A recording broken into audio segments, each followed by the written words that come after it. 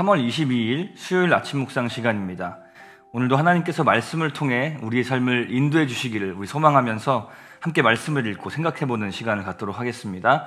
오늘의 본문은 마태복음 23장 1절에서 12절까지 말씀입니다. 저와 함께 한 목소리로 읽어보도록 하겠습니다.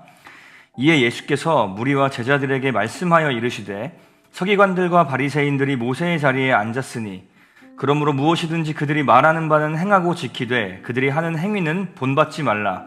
그들은 말만 하고 행하지 아니하며 또 무거운 짐을 묶어 사람의 어깨에 지우되 자기는 이것을 한 손가락으로도 움직이려 하지 아니하며 그들의 모든 행위를 사람에게 보이고자 하나니 곧 그 경문띠를 넓게 하며 옷수를 길게 하고 잔치의 윗자리와 회당의 높은 자리와 시장에서 문안받는 것과 사람에게 랍비라 칭함을 받는 것을 좋아하느니라. 그러나 너희는 랍비라 칭함을 받지 말라. 너희 선생은 하나요 너희는 다 형제니라. 땅에 있는 자를 아버지라 하지 말라. 너희 아버지는 한 분이시니 곧 하늘에 계시니시니라. 또한 지도자라 칭함을 받지 말라. 너희의 지도자는 한 분이시니 곧 그리스도시니라. 너희 중에 큰 자는 너희를 섬기는 자가 되어야 하리라. 누구든지 자기를 높이는 자는 낮아지고 누구든지 자기를 낮추는 자는 높아지리라. 아멘. 성경에는 바리새인들을 비롯하여 당시 종교 지도자들이 자주 등장합니다. 그동안 이제 큐티를 하셨던 시간들을 좀 되돌아보시면 예수님을 제외하고서 아마 바리새인, 사두개인, 서기관 이런 종교 지도자들이 가장 많이 등장하지 않았나 할 정도로 자주 이제 등장을 하는데 이게 긍정적인 의미에서 등장한다면 참 좋겠지만 대부분 그들의 부정적인 모습을 다루고 있다는 것을 우리가 그동안 큐티를 하면서 확인해 볼 수 있었습니다. 오늘 본문에서도 예수님은 서기관과 바리새인들의 그릇된 형태를 하나 지적하십니다. 그것은 그들이 모세의 자리에 앉는 것을 즐겼다는 것입니다. 여기서 모세의 자리를 이제 문자적으로 어떤 자리, 장소로 이해할 것인가 아니면 비유적으로 이해할 것인가에 대해서 여러 가지 의견들이 제시되는데요. 고고학적으로 실제 몇몇 회당 안에 돌을 통째로 깎아서 만든 그 의자들이 좀 발견되면서 이것이 모세의 자리이며 회당 안에서 율법을 낭독하거나 강론하는 자리로 사용되었을 것이다. 이렇게 보는 것이 이제 20세기 이후에 이제 고고학적인 발견을 통해서 지배적인 견해로 자리 잡고 있습니다.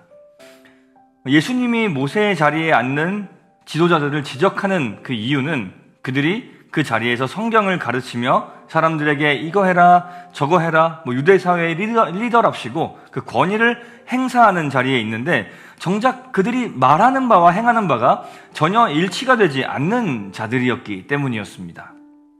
그들은 아시다시피 율법에 정통한 자들로 언젠가 저희가 한번 이야기한 적이 있었던 그 고르반과 같은 종교적인 전통 내지는 규례들을 만들었는데요. 어떤 규례들은 제대로 지키기가 굉장히 복잡하고 어려워서 유대인들에게는 큰 부담과 짐을 지어주는 그런 결과를 초래했습니다.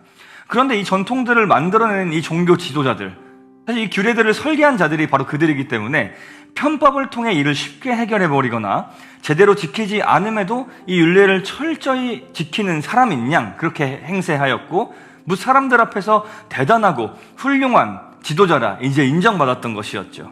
이것을 지적하는 예수님의 말씀이 바로 4절 말씀입니다. 또 무거운 짐을 묶어 사람의 어깨에 지우되 자기는 이것을 한 손가락으로도 움직이려 하지 아니하며. 여러분 아마 기억하실 것입니다. 수고하고 무거운 짐진 자들아 내게로 오라 내가 너희를 쉬게 하리라. 이렇게 말씀하신 그 예수님의 말씀과는 정반대에 서 있는 자들이 바로 이 바리새인과 서기관들 종교 지도자들이었습니다. 그리고 그들은 유대인들의 지도자요 리더를 자처하면서 높은 자리에 있기를 그렇게 좋아했습니다. 5절을 보시면 그들의 모든 행위를 사람에게 보이고자 하나니 즉 그들은 복장을 통해서 인위적인 경건의 모양을 만들었고 윗자리, 높은 자리, 사람들에게 인사받는 것, 사람들에게 랍비 즉 선생님이라 하면서 존경받는 것을 좋아하는 등 자신들의 지위를 이용해서 자신의 권력욕과 명예욕을 충족시키는 것뿐이었습니다. 그런데 예수님은 8절 이하에서 앞서 말씀드린 그 바리새인들에게서 볼 수 있는 모습들, 자기 자신을 높이고 남들 위에 군림하며 인정받기를 좋아하는 그 오만한 마음과 태도에 정면으로 반박하시며 우리가 취해야 할 참된 태도가 무엇인지를 분명히 가르쳐주고 계십니다. 이는 예수님 자신이 먼저 우리에게 보여주신 것으로 섬김 받는 자가 아닌 섬기는 자로 살아가는 삶, 하나님 나라에 합당한 삶의 태도입니다. 하나님의 영광과 이웃의 유익이 아닌 끝이 없는 자기 사랑, 자기 만족을 가장 중요한 가치로 여기며 살아가는, 세상에서 흔히 볼 수 있는 그 삶의 태도와는 전혀 다른 가치와 다른 형태의 삶인 것이죠. 이와 같이 겸손한 자, 섬기는 자가 되어야 한다는 것은 오늘 본문뿐만 아니라 성경 이곳저곳에서 다양하게 나타나고 있습니다. 예수께서는 하나님 나라에 합당한 섬기는 자의 삶을 살기 위해서 우리가 먼저 확인해야 할 것이 무엇인지를 알려주십니다. 8절을 함께 보겠습니다. 너희는 랍비라 칭함을 받지 말라. 너희 선생은 하나요. 너희는 다 형제니라. 하나님 나라에서는 어느 누구도 누군가 위에 군림하지 않습니다. 우리 모두는 동등한 형제요 자매입니다. 그리고 그 위에 선생은 오직 한 분, 우리 주 예수님이신 줄로 믿습니다. 9절입니다. 땅에 있는 자를 아버지라 하지 말라. 여기서 아버지는 가정 안에서는 존경의 대상이죠. 근데 맥락상 육신의 아버지로서가 아닌 많은 사람들에게 이 아버지와 같은 수준의 존경을 받고자 하는 그 욕망을 버리라는 말씀이라고 이해할 수 있을 것입니다. 그리고서 이어서 말씀하시는 것이 무엇입니까? 궁극적으로 존경해야 할 너희의 아버지는 하늘에 계신 하나님 아버지이시다라고 말씀해주고 계신 것이죠. 우리 10절 이어서 읽어보겠습니다. 또한 지도자라 칭함을 받지 말라. 너희의 지도자는 한 분이시니 곧 그리스도시니라.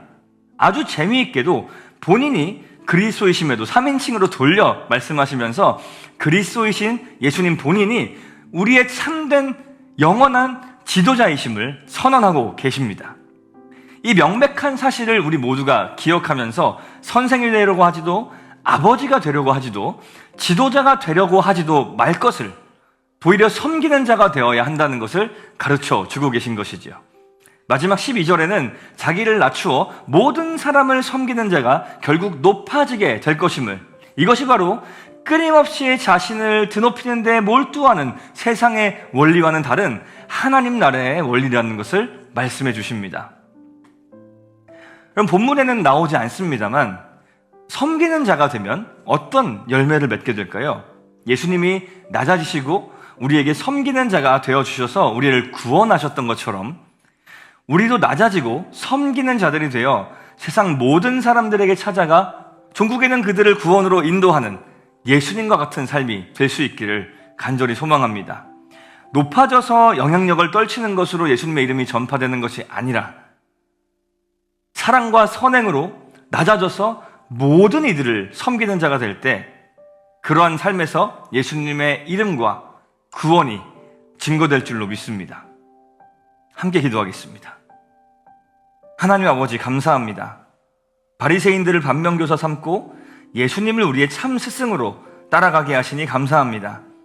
우리가 뒤틀린 자기에 사로잡혀 우리 자신을 높이고 우리의 욕구와 만족을 따라 살아가게 하지 마시고 우리를 위해 이 땅에 오신, 우리를 섬기고 구원하러 오신 예수님의 길을 따라 우리도 세상을 섬기는 자가 되어 나의 만족과 유익이 아니라 사람들의 유익을 추구하며 살아가는 자들, 모든 사람들을 구원으로 인도하기에 힘쓰는 자들, 그런 함께하는 교회가 되게 하여 주시옵소서. 하나님을 섬기고 또 교회를 섬기고 이웃을 섬기는 우리 교회가 우리 자신이 되게 하여 주시옵소서. 감사드리며 예수님의 이름으로 기도합니다. 아멘.